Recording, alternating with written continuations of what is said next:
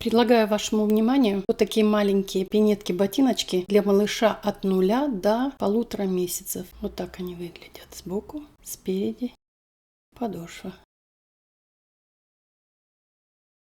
Здравствуйте, уважаемые подписчицы и гости моего канала. Предлагаю вам пинетки-ботиночки для малыша от 0 до 1,5 месяцев. Это хороший и прекрасный вариант, когда малыша забрать из роддома, показать своим друзьям и родственникам, устроить партии. Длина подошвы 9,5 см, пяточка 3,5, пальчики 4,5. Бортик до верхней части платформы 1,9. Мысик. Глубина 2,3, ширина 3,8 и высота изделия от верхней точки до подошвы 5,4. Если вам понравилась такая модель, оставайтесь вместе со мной и будем вязать вторую пинетку. Для изготовления такой пинетки мне понадобится пряжа двух цветов. Они будут одинаковые, но голубых немножко побольше, потому что связаны две подошвы, бортик и передняя часть с язычком, задняя часть голубая, ну и вышивка и обвязывание белой пряжи. Белой пряжи понадобится немножко меньше, чем голубой. По толщине пряжа одинаковая. Здесь написано носочная пряжа в 4 сложения. Изготовление Германия. 75% шерсть, 25% полиамид. В 50 граммах 210 метров. Толщина пряжи, что голубой, что белый, одинаковая. Буду вязать крючком 2,10. Это будет полностью основное вязание от вывязывания подошвы и заканчивая верхом. Для того, чтобы спрятать остатки пряжи или поднять очень затянутую нить, затянутую петлю, вот понадобится крючок меньшего размера,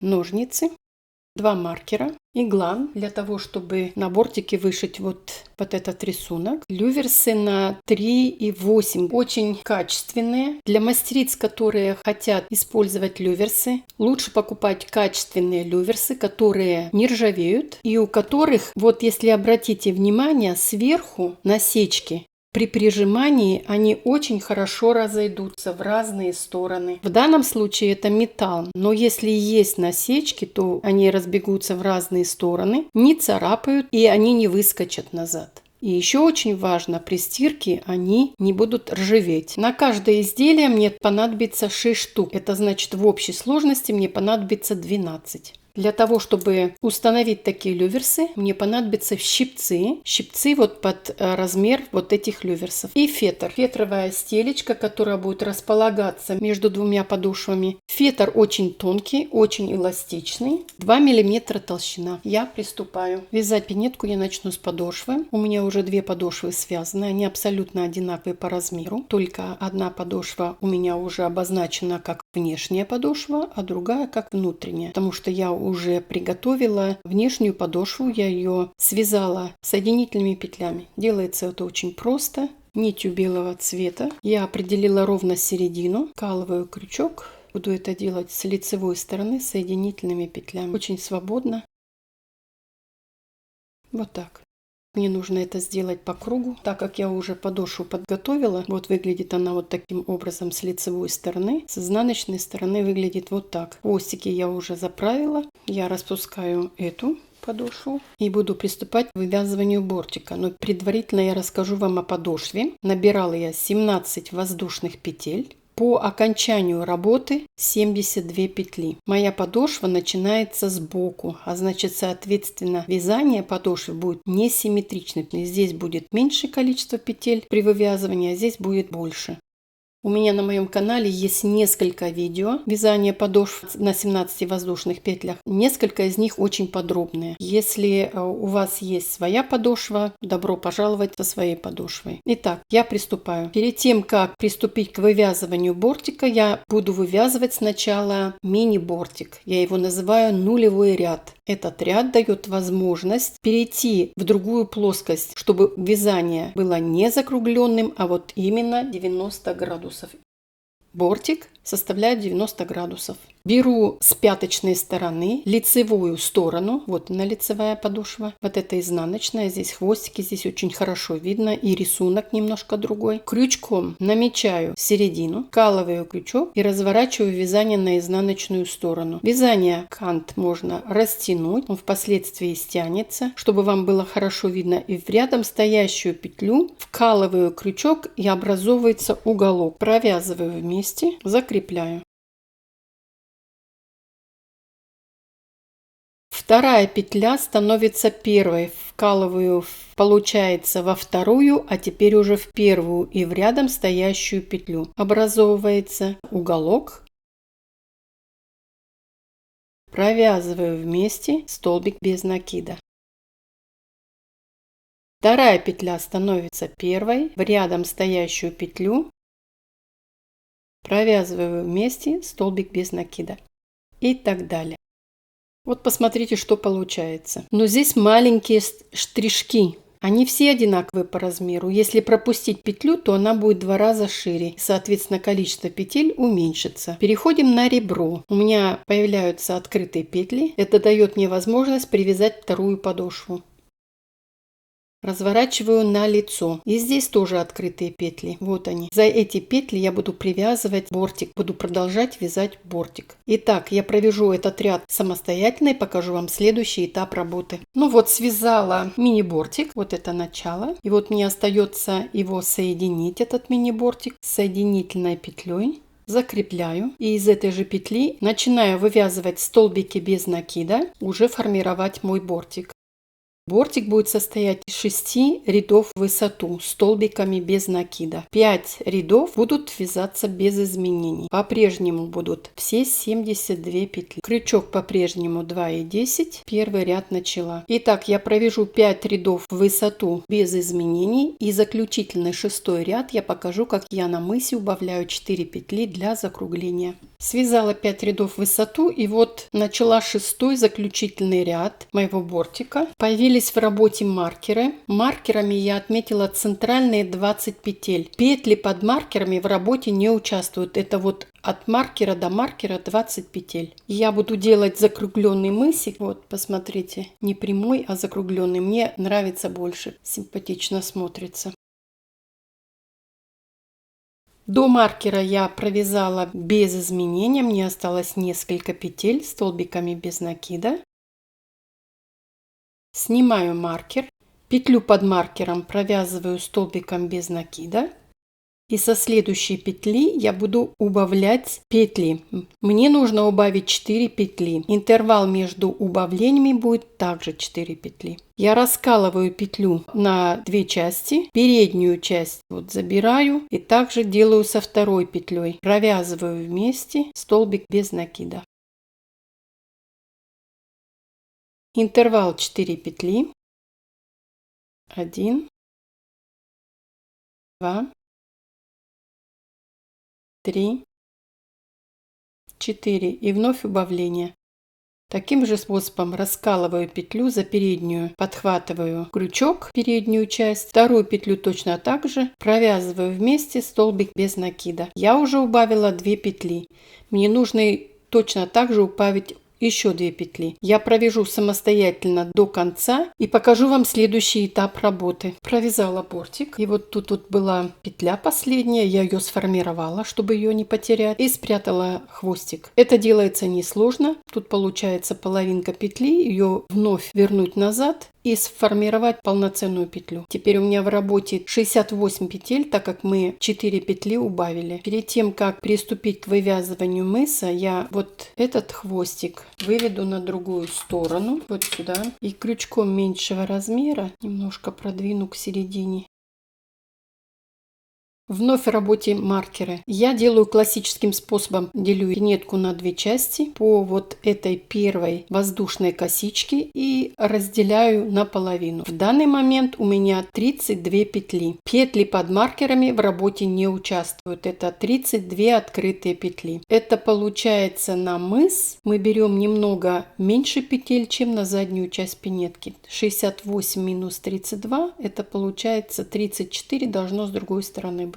Теперь я приступаю к вывязыванию начала мыса из 8 петель. Потом я буду прибавлять до 12. Но в данный момент мне нужно разметить на первые 8 петель. Это 32 минус 8 будет 24. 24 петли это на 2 части и на прибавление. 24 поделить на 2 для того, чтобы узнать одну сторону, это будет 12. С 13 петли я начинаю вывязывать мыс. 2, 4, 6, 8, 10, 12, 13 петли, полная петля.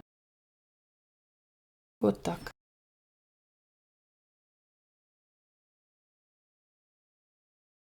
Закрепляю. И из этой же петли буду вывязывать полноценную петлю. Одновременно хвостик или остаток пряжи ввязываю в вязание.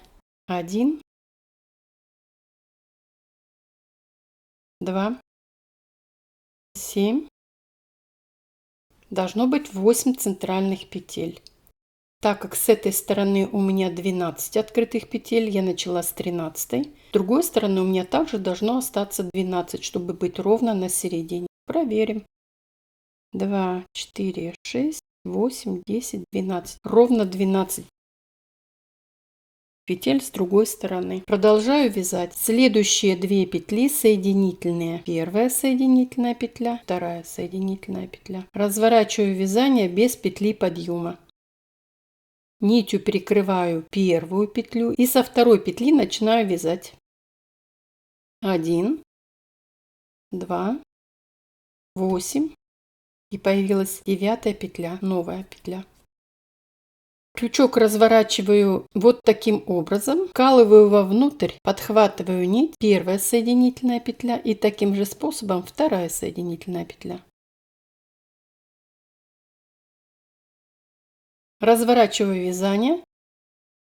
И здесь уже очень хорошо видно первая петля и вторая. Так как мы прибавляем петли, я буду провязывать со второй петли.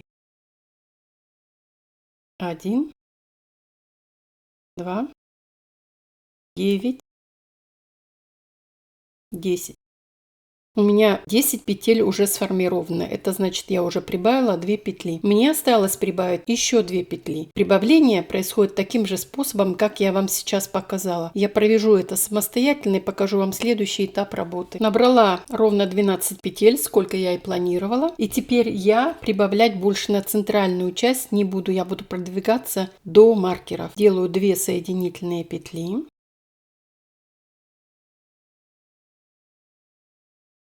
Разворачиваю вязание без петли подъема, нитью первую петлю перекрываю, вторую пропускаю и с третьей начинаю вязать. 1, 2, 11 и 12. По-прежнему 12 петель. С другой стороны точно так же провязываю первую соединительную петлю и вторую.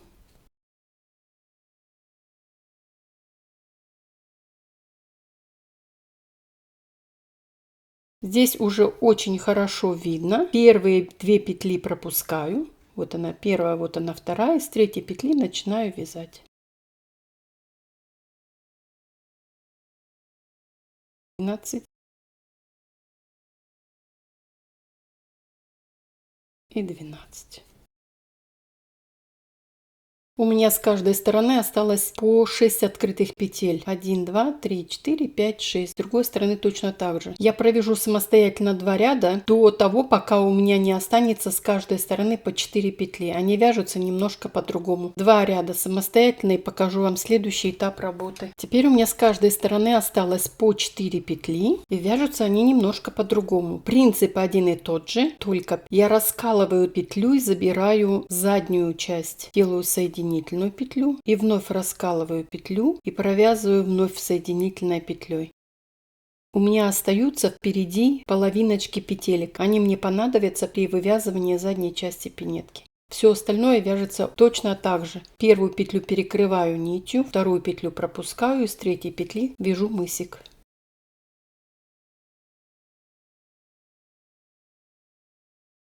С другой стороны точно так же. За половинку петли, заднюю часть, 2 соединительные петли.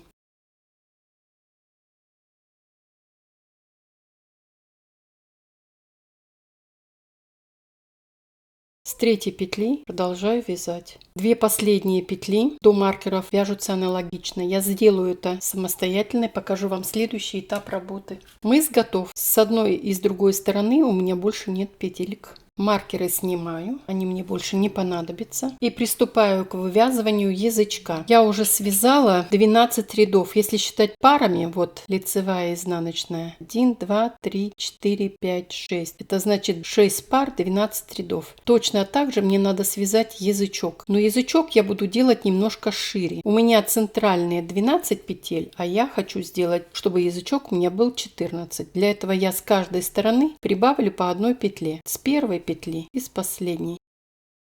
И вот последняя 13 и 14 петля. Я приступила к вывязыванию язычка. Теперь посмотрим ботиночек, который у меня уже связан. Посмотрите, язычок прямой. От начала вывязывания мыса до окончания язычка у меня будет составлять 24 ряда или 12 пар. После этого я язычок обвязываю, чтобы он со всех сторон был ровненький. Я провяжу самостоятельно 6 пар. Получается это 12 рядов. Один ряд у меня уже связан, это 11 рядов. И покажу, как я обвязываю язычок. Ну вот, связала язычок, и у меня составило 24 ряда в высоту. Ровно половина на язычок, половина на вывязывание мыса. У меня получилось неровные края боковинок, хоть они и будут закрыты, но все равно эстетически будет красиво, если изделие будет закончено. А значит, мы обвяжем язычок. Я делаю большую петлю, пропускаю через вот эту петлю полностью всю пинеточку. Нить не обрезаю, а вот в первую петлю в основании делаю протяжку. Очень сильно натягиваю, чтобы немножко свободно было. Поддерживаю пальцем и буду обвязывать со всех сторон боковинки и верхнюю часть. Одновременно протяжку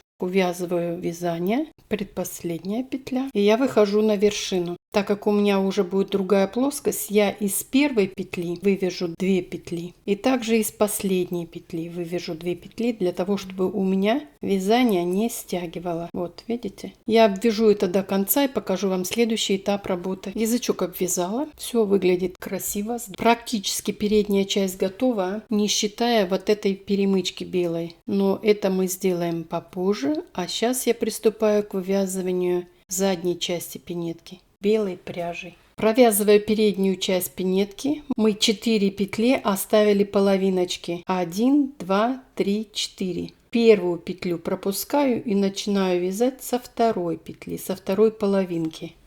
Закрепляю. И из этой же петли вновь вывязываю полноценную петлю. Одновременно ввязываю хвостик вязания. Первая полупетля.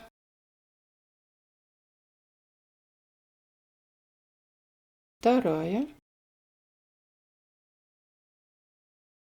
и третья. Теперь перехожу на полноценные петли. Одновременно хвостик от язычка ввязываю вязание и белой пряжей. Заднюю часть пинетки буду провязывать столбиками без накида. Очень хорошо видно запах. Вот видите расстояние окончания язычка вот здесь, а начало вязания здесь. Но это еще не конечный результат, потому что у нас еще одна полупетля открытая. Я провяжу этот ряд самостоятельно и покажу вам следующий этап работы. Провязала первый ряд, не забыла вот с этой стороны, с другой стороны также захватить 3 полупетли. В процессе отрезала все остатки пряжи, чтобы они не мешали мне. И приступаю ко второму ряду. Чтобы вам было хорошо видно, я язычок завернула вовнутрь. Петля подъема. И со второго ряда, это четный ряд, это будет второй, четвертый, шестой, я буду убавлять петли. Петли я буду всего лишь навсего пропускать. Вот первая петля, я ее пропускаю и начинаю провязывать со второй петли. Этим самым я хочу сделать легкие такие скосы, так как я буду в каждом втором ряду убавлять. Третий, пятый и седьмой ряд буду провязывать все петли. Пока это не видно, но когда я буду подниматься наверх, а мне нужно провязать 8 рядов. 1, 2, 3, 4. Это 4 пары, это 8 рядов. То, соответственно, скосы уже будут видно в каждом втором ряду. Это значит 2, 4, 6 и 8. Я провяжу все 8 рядов самостоятельно и покажу вам следующий этап работы. Связала 8 рядов в высоту или 4 пары. Вот они, я считаю. Лицевая, изнаночная. Вот рубчики. 1, 2, 3, 4, 8 рядов. Одновременно убавляла с двух сторон петли в каждом втором ряду, в каждом четном ряду. Вытянула петлю и точно так же, как и вязала язычок, пропускаю через эту петелечку, делаю узелок. И теперь мне нужно обвязать полностью все изделие задней части. Вступают в работу вот петли, которые мы оставляли с двух сторон. С этой стороны петля и вот с этой стороны полупетля. Делаю протяжечку, натягиваю хорошо и буду обвязывать полностью боковинки и заднюю часть столбиками без накида. Одновременно протяжку ввязываю в вязание. Вышла на вершину. Вот последняя петля. Так как я теперь перехожу на другую плоскость, чтобы у меня не стягивало на уголке, я вновь провяжу из одной петли 2 петли. И перехожу на верхнюю часть. Вот таким образом. Теперь посчитаем петли. 1, 2, 3, 4, 5, 6, 7, 8, 9. 9 петель. Значит, я провяжу самостоятельно верхнюю часть и сформирую с другой стороны 9 петель. С другой стороны сформировала также 9 петель. 2, 4, 6, 8, 9. Разворачиваю вязание на изнаночную сторону. Нить за работой. И уже подбираю последнюю полупетлю, которая у нас осталась. Подхватываю белую петельку белой пряжей и провязываю вместе. Без петли подъема буду формировать с изнаночной стороны дырочки для шнурков. Сначала я провяжу 2 столбика без накида. Это будут у меня интервалы между дырочек. 2 воздушные петли. Петлю пропускаю. Вновь интервал. 2 воздушные петли. Петлю пропускаю. Вновь интервал. 2 воздушные петли. Петлю пропускаю, и я вышла на вершину. Вот с этой стороны я сформировала 3 дырочки для шнурков. Провяжу верхнюю часть и с другой стороны сформирую также 3 дырочки. Обратите внимание, что я начинала вязание сначала с 2 столбиков без накида, поэтому мне нужно закончить вязание 2 столбиками без накида, чтобы дырочки для шнурков были параллельны друг другу. Я сделаю это самостоятельно и покажу вам следующий этап работы.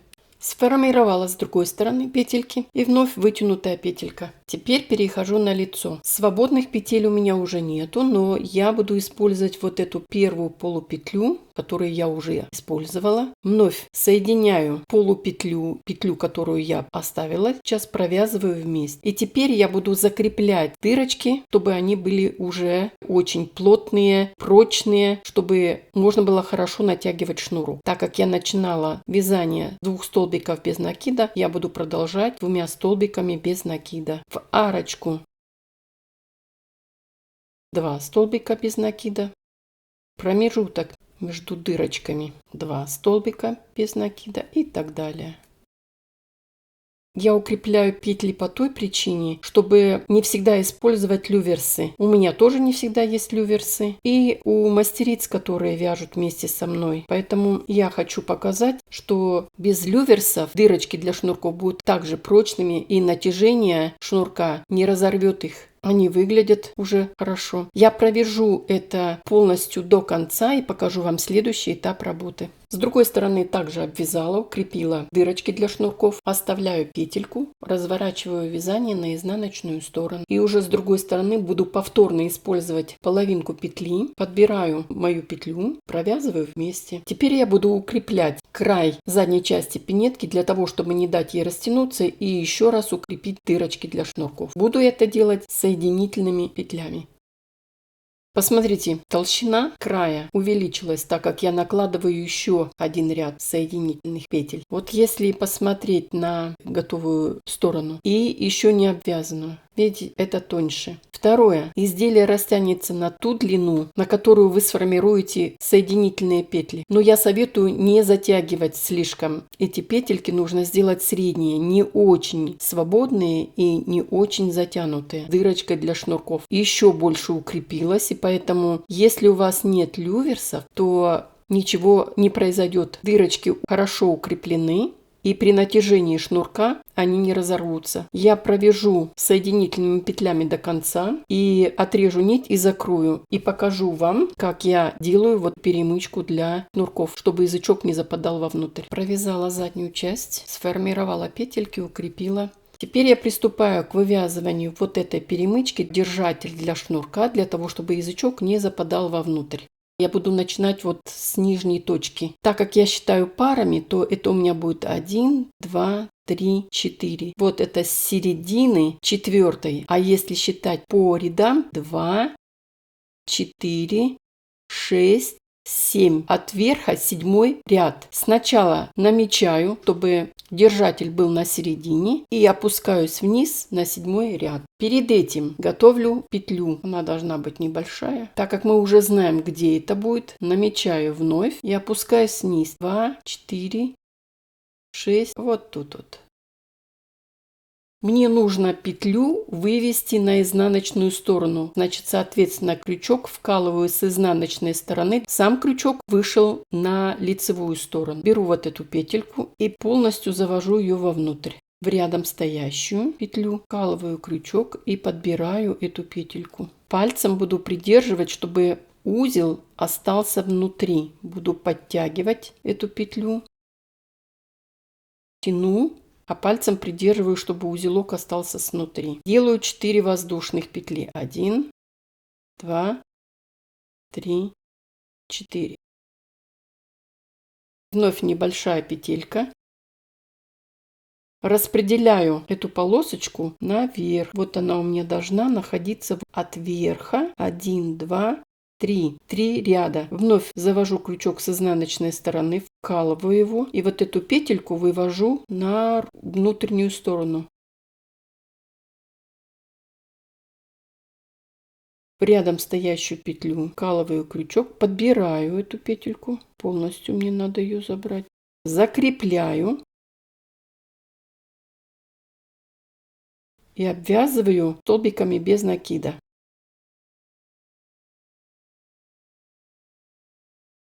Делаю большую петлю, отрезаю нить. Из той петли, с которой мы начинали вязать, подбираю остаток и вывожу на изнаночную сторону. Теперь у меня здесь 2 хвостика, связываю между собой, расправляю, и у меня получился держатель для шнурка. С этой стороны мне нужно хвостики убрать, я это сделаю самостоятельно, это несложно. И покажу вам следующий этап работы. Продолжаю украшать пинетку, я буду вышивать. И это я буду делать иглой. Приступаю к вывязыванию вот сначала вот таких уголочков. Самый низ. И буду это делать по диагонали. Через интервал, чтобы они потом сошлись. Сначала я буду делать в одном направлении. Я сначала буду делать вот такие косые полосочки. А потом, когда провяжу до конца, другой наклон буду делать. Делается это несложно. Мне нравится, чтобы они были объемные, поэтому я их делаю немножко свободными. Это полушерстяная пряжа, она потом распушится и будет выглядеть очень красиво. Я провяжу этот ряд до конца и покажу вам следующий наклон в другую сторону. В один наклон уже пришила, теперь буду шить другой наклон.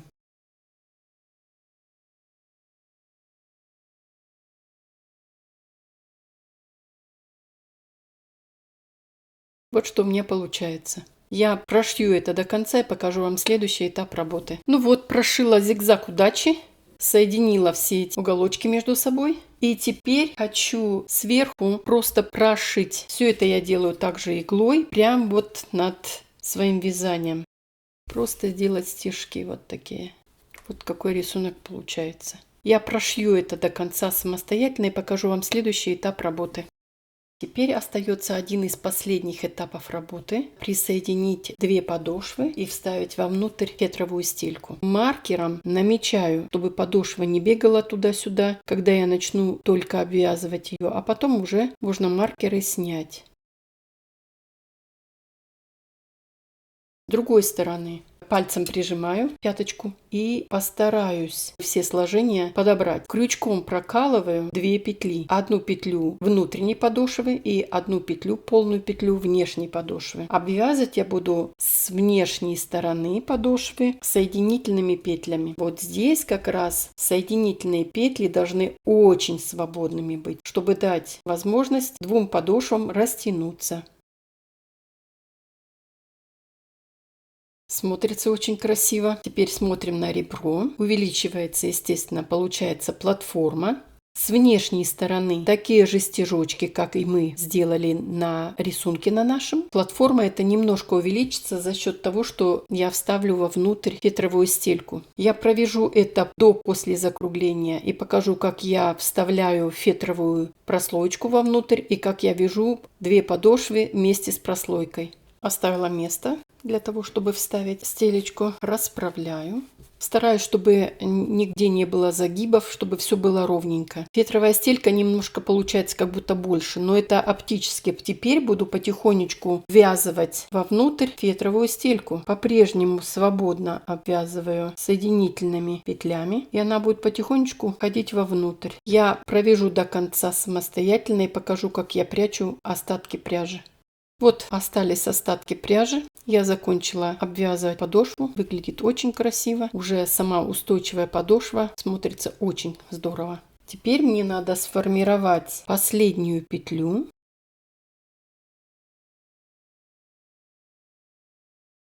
И вывести ее вот к этой петле, вот в эту точку.